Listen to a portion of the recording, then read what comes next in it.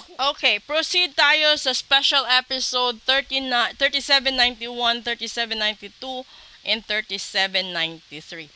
Alamin natin kung ano yung mga karakter, no, ng mga tao na nagbibigay sa inyo ng harang sa lahat-lahat ng mga gusto ninyong mangyari sa buhay ninyo, 'di ba?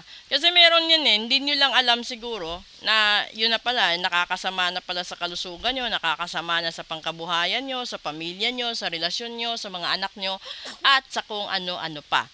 Una, ay nako, mag-ingat kayo. Kung nakikita niyo ito, 'di ba? Sinasabi po diyan is kamatayan. 'Di ba? Meron hong kamatayan. So mag-a-adjust ho tayo, ayan. Meron ho lalabas po 'yan. Ayan, kamatayan po. So ngayon, hindi maganda, 'di ba? Pangalawa, ang pride, Diyos mio, na pride ito. And pangatlo, ay! Third wheel, pag-ibig, pag-aagawan. Ngayon, ito na 'yon, 'di ba? Hindi talaga maganda dahil talagang kailangan yung habulin, no? Yung sitwasyon ninyo ngayon. Alam nyo kung bakit? Hindi, wala namang tao. No, ibig sabihin, yung iba sa inyo, mamamatay dahil sa kalusugan, mamamatay dahil sa barang, sa kulam, sa sumpa, sa gayuma. Alam nyo ba na yung gayuma? Kapag hindi nagawa ng tama, nakamamatay din. Tapos, isa sa pinanggalingan ng problema is yung pride pa ninyo. 'Di ba? Ma-pride ka at ito, sanga-sangang pag-ibig. O, tingnan nyo. 'Di ba? O, so, ibig sabihin yan, ang buhay ay sadyang mapaglaro. Kung ikaw yung tipo ng tao na nabarang ka, ipatanggal mo bago mag-19. Pangalawa, kung ma-pride kang tao, darating ang araw na mamumuhay kang mag-isa. At ito namang third wheel na ito, marami kang kakalabanin dahil sa pagiging flirt mo at pagiging isa dito is mawawalan ng tiwala ang tao sa iyo. So kung ayaw mo na magkaroon ng third wheel, ang asawa mo, ang boyfriend mo, girlfriend mo, or ka-live-in mo, magpa-love ritual kayo. Ito namang pride, no? Kung natural itong ugali ng tao, iparitual mo para maging mabait siya. At lalong ito, ibig sabihin, may barang ikaw. 'Di ba? So ngayon, kailangan mo itong pigilan. Kailangan mo itong tanggalin sa sarili mo. Wag kang magpapadala sa barang. Dahil itong barang na ito, nagkakaroon ng pagkakataon na mawalan kayo ng gana, mawalan kayo ng pag-asa.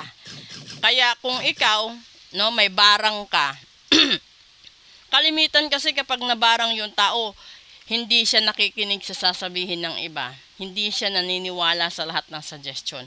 Yun ang side effect ng barang.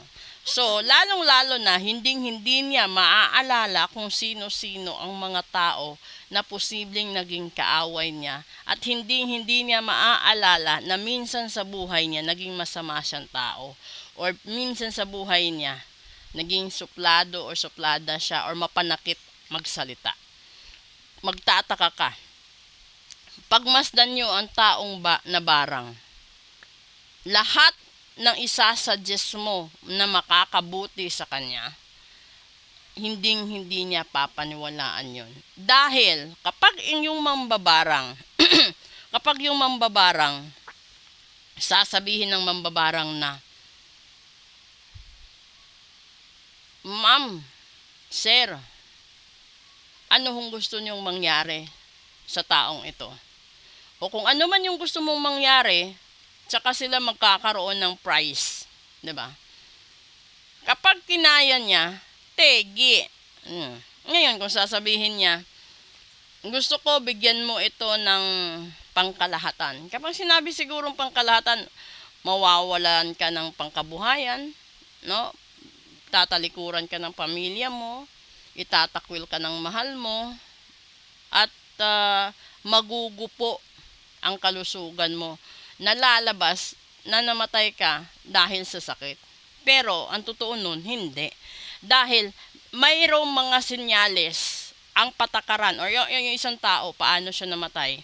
May mga palatandaan yan kung namatay ba siya sa barang, namatay ba siya sa natural na sitwasyon or ang tawag doon? Sakit, di ba? So, hanggat hindi mo ito nilalagyan ng tuldok or hindi mo ito tinatanggal, mahihirapan ka kasi yung pagtanggal ng barang is hindi magic. Aabot ito minsan ng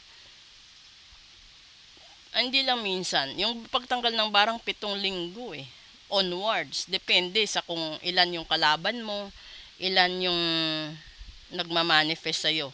So kung ikaw yung tipo ng tao na nagparitual ka, halimbawa, yung gusto mo lang naman is mahalin ka ng taong mahal mo, 'di ba? So yung taong mahal mo is ito yung tao na naging dahilan din ng pagkaroon ng sanga-sangang relasyon. Doon makikita yan sa ritual. Sasabihin ko sa client, "Ma'am, ganito pala. Kaya pala ikaw nahihirapan or kaya pala lumalayo ito sa'yo kasi may iba." O di ba yung una mong iisipin, tanggalin yung iba para bumalik siya sa'yo. Di ba? O hindi pa siya bumalik, magtataka ka. Doon, along the way sa ritual, makikita minsan kung meron pa siyang baon. Kasi hindi mo malalaman yan hanggat hindi siya nagkakaroon ng continuous na observation. So ngayon, magtataka ka kung bakit lagi siyang minamalas at inaalat sa love life niya. Dahil yun sa mga tao na nagmamanifest na hindi siya maging masaya. So, di ba? Kapag nakagawa ka ng kasalanan, hihingi ka ng tawad doon sa taong nagawan mo. So, kahalimbawa, kapag nagkaroon ka, yung nagawan mo ng kasalanan is 5. Ibig sabihin, puntahan mo sila isa-isa. Humingi ka ng tawad, ganun yon. Parang ritual din. So, kung yung taong nagbarang is 5 din sila tanggalin mo, di ba? Kung yung taong may hinanakit sa'yo is 5 din. Yung ipa-cleansing mo, 5 din ipa-ritual mo. So, kung merong mga tao, kung nagmana ka ng kulam, sumpa at barang, well, ibig sabihin maraming tao na nagdadasal na mapunta ka sa ganito. So, kung ikaw naman ay takot ka dahil sasabihin mo, papaano na lang yung mga anak ko kung mawawala ako sa mundong ibabaw?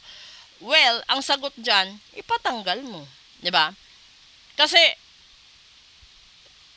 wag mo nang antayin na lumala pa bago mo ipatreat.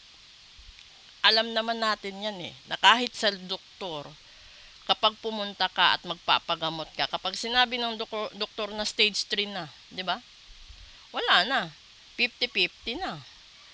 So, ganun din yun sa ritual. Kapag nabarang ka at nangangalahati na ang barang sa buhay mo, 50-50 yun. Kung matatanggal pa sa loob ng 7 linggo o matatanggal siya sa 14 na linggo, sa 21 na linggo. Dahil nakadepende yun kung ilang linggo ang tutumbasan mo, kung ilang linggo na rin siyang nasa katawan mo. So sana maging magandang paliwanag ito sa lahat-lahat. Hindi po pwede na binarang ka, nandun na sa katawan mo, 1 taon na. 'Di ba? Kaya 1 taon kang inaalat at minamalas sa lahat-lahat. So ibig sabihin, kulang-kulang ang katumbas nun na dasal is halos 1 taon din. Pero yung ritual na yan, katumbas lang ng halos 7 hanggang 21 weeks. So, hindi ko alam kung sinasabi ng iba yan, pero lahat yan may katumbas para magpantay.